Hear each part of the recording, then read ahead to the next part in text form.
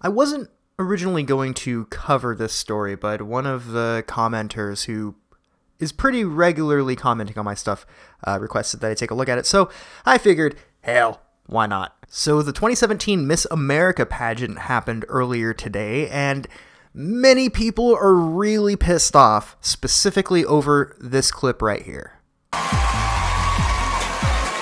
Do you think affordable health care for all U.S. citizens is a right or a privilege, and why? I'm definitely going to say it's a privilege. As a government employee, I am granted health care. And I see firsthand that for one, to have health care, you need to have jobs. So therefore, we need to continue to cultivate this environment that we're given the opportunity to have health care as well as jobs to all the American citizens worldwide. Thank you, District of Columbia. Well, this statement seemed to have pissed a lot of people off, presumably a lot of people who want free shit, a lot of people that think healthcare is a human right. It is not. You have a right to free speech. You have a right to express your opinions. You have the right to bear arms. What you don't have a right to is free services from people who have went to school for decades. And most doctors have an enormous debt that they pay off over the course of many, many years because of the amount of money it costs to go to school to become a doctor. And it's really, really complicated. I won't begin to pretend that I know all the ins and outs, but the way I see it is because of the cost of the education that it takes to become a doctor, that influences the market itself for going to see a doctor.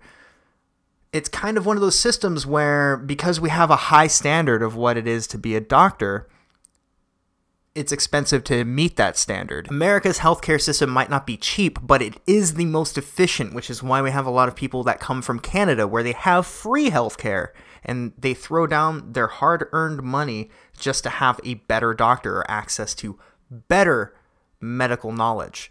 Demanding any person's service for free is slavery, even if that person happens to be a doctor. In an ideal world, we would have access to healthcare for free. It wouldn't cost a dime, but because this world is complicated, because people have to make a living off of helping people, and that's just the way of the world, because of that, we're in the situation that we're in. Does this mean that we should force Americans to pay more taxes to pay for healthcare for everybody? Absolutely not. Most people who work for a living have healthcare because their employer provides it. Sure, the part-time employees are left hanging, but in most cases, at least in my experience, if part-time employees apply themselves and go for opportunities when they present themselves, they will be able to become full-time and get their medical benefits. So, hypothetical question, should someone in their 30s who has never held down a job get to go see a doctor to maximize the longevity of their existence for free? No, not at all. Because you're going and getting a service from somebody that is backed up by their knowledge of the medical industry that they had to pay for out the ass. And there is no reason you should have access to that person's service for free, no matter what that service is. That having been said, let's take a look at the comment section in the YouTube video for this. This is my favorite comment here. What a disgusting, poor excuse for a human being. I don't usually wish harm on other people, but this world would be a better place without her. What a tolerant viewpoint there. A more reasonable person, you never have a right to another person's services. That's called slavery. And then another one, it takes all kinds. Too bad there are too many of her kind. No doubt she's ever been without or had it hard in life. Proof that she doesn't really represent the real USA. Real classic gentleman there. And here's another one. What an utter dumb mud of a bitch. I seriously hope that the ones that think this way and cheers this stupidity hit rock bottom from an unseen illness or accident and then get refused medical treatment at the sight of not being able to pay for it and die off like a total fucktard. Well, this fucking idiot doesn't really know that doctors will still take care of you if you don't have health insurance. Guess what, though? You're going to get stuck with the bill. You're going to have to pay this person for the services that they provided upon you.